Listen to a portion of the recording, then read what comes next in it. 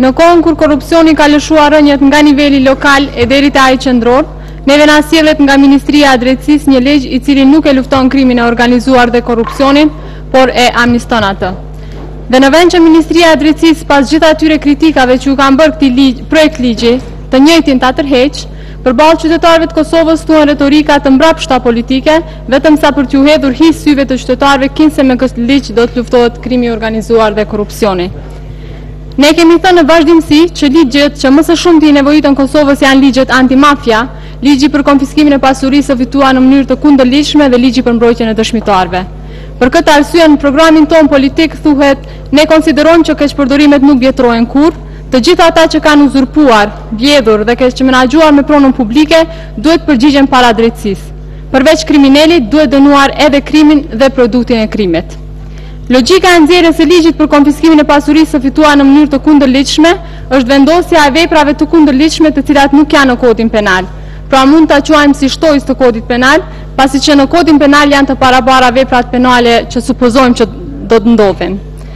Mirë po projekti që i sjell nga Ministria e Drejtësisë konkretisht nga qeveria është shumë i mangët për të përmirësuar funksionimin më të mirë të sistemit të drejtësisë rreth konfiskimit të pasurisë së fituar në mënyrë të kundërligjshme.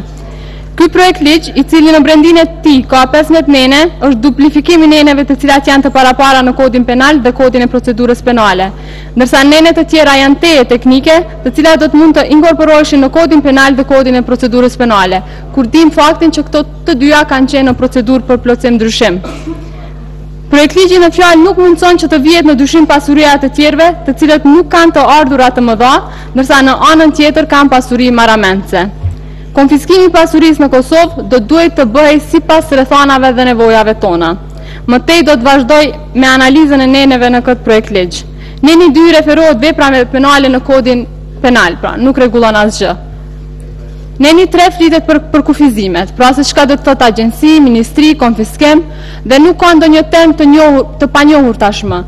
Pra s'ka asgjë tre, përveç termit kompetencat e zgjeruara të konfiskimit, që thuhet që nënkupton masat për konfiskimin e pasurisë sipas procedurës së përcaktuar me këtë ligj. Mirë po nuk tregon se cilat qenë kanë ato masa. Pra ky term nuk sankcionon asgjë dhe nuk shpjegon asgjë. Paragrafi 1.5 i po këtij neni, pra neni 3 referohet kodit penal, neni 265, 267, ne kërkojmë zgjerim të kompetencave dhe jo duplifikime dhe referime në kodin penal. Gjithashtu edhe paragrafi 1.6 i referohet kodit penal, pra neni 97.2. Neni 6 kushtet për konfiskimin e pasurisë së fituar nga aktiviteti kriminal, pra flet për afatin kur prokurori i shtetit mund të paraqes kërkesë tjetër tek gjyqtari, pra edhe ky nen i referohet kapitulleve të kodit penal, kapitullit 15, 23, 24, 25, 34, pra po nuk rregullon asgjë. Me po këtë në paragrafi 1.2 thuhet, pasurit tjera janë marrë pas 31 dhjetorit 99. Përveç që ky ligj nuk po rregullon asgjë, praktikisht po shton një problem të ri, e ai është kufizimi i hetimit të prokurorisë. Në legjislacionin e Kosovës nuk ekziston aktualisht asnjë kufizim kohor në hetimet të prokurorit. Kurdo që ka ndonjë dyshim të bazuar, ndonjë provë, edhe sikur vepra penale të ketë ndodhur 30 apo 20 vite më herët, ajo është i obliguar të nisë hetimet dhe të shtyjë ato deri në periudhën kur ka mundësi hetimi dhe si është të arsyeshme. Miratimi i këtij ligji kështu si është pengon hetimin e vërtet profesional të çdo prokurori. Përfytyroni një situatë sikur prokurori i çështjes posedonte dokumentacionin i cili i përket 31 dhjetorit 1998. Sipas këtij ligji, ai dokumentacion nuk do të konsiderohej provë dhe nuk do të ishte i vlefshëm. Ju, zoti ministër, duhet ta dini që për vlerësimin e kësaj çështje janë prokurorët dhe gjykatësit, dhe ata vlerësojnë dokumentet valide ose jo, që mund mu marrë si provë në një hetim apo në një gjykim. Ju nuk mund të paragjykoni të gjithë arkivin e dokumentacionit të Kosovës deri në vitin 1999. Burim provë sa për shembull janë dhe mund të përdoren shitblerja, bona fide, rastet pa dokumentacion kur ekziston dëshmitari, të dhënat nga regjistri kadastral, të dhënat të gjendjes civile, si dhe një seri dokumentacioni tjetër cilët tregojnë për veprimtaritë e personave në Kosovë edhe më herët se viti 1999. Duhet kemi parasysh se gjithçka e rregulluar nga sfera drejtësisë civile është në fuqi dhe merret parasysh. Kështu që ne konsiderojmë se kufizimi kohor i hetimeve nuk ka bazë të vlefshme logjike dhe juridike. Madje ne konsiderojmë që me këtë kufizim kohor kufizohen hetimet e prokurorit, e cila në fakt fsheh një brendësi, një moratorium për gjithçka që ka ndodhur më herët. E si pasojë, pasuria e dikujt e vënë në mënyrë të kundërligjshme para notetetës amnistohet dhe kryesi nuk penalizohet. Neni 7 si tërsi referohet nenit 160, pra vdekja pandehurit, konfiskimi i përkohshëm, urdhri ndalues, dhe përveç që është si rrjedhoje nenit 160 kodit penal, përbën një problem pasi që e kanë lënë në mundësinë e gjyqtarit nëse do t'i vazhdoj hetimet apo jo.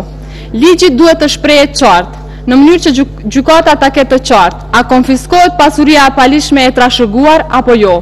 Për ne po, duhet konfiskuar. Nëse mbetet kështu, kjo është një tjetër mundësi tjetër për amnisti. Paragrafi 4 i nenit 7 i referohet kapitullit 15 kodit procedurës penale, gjithashtu neni 7 paragrafi 5 i referohet kapitullit 19 kodit procedurës penale. Përfundimisht, edhe neni 7 do të mund të përfshihet në kodin procedurës penale dhe jo të bëhet një ligj me këto referime.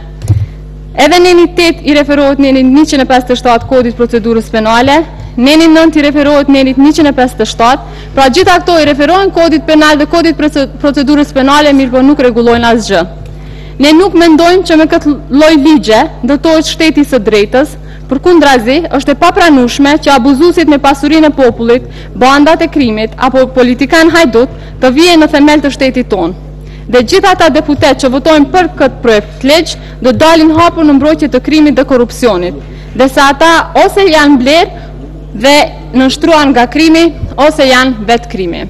Përfundimisht, ne përkrajmë kërkesat e përfaqësuesve të shoqërisë civile që ky projekt ligj të kthehet qeverisë në mënyrë që të përfilojë një ligj i cili seriozisht lufton krimin e organizuar dhe korrupsionin, dhe për këto arsye ne do të votojmë kundër këtij projekt ligji. Faleminderit.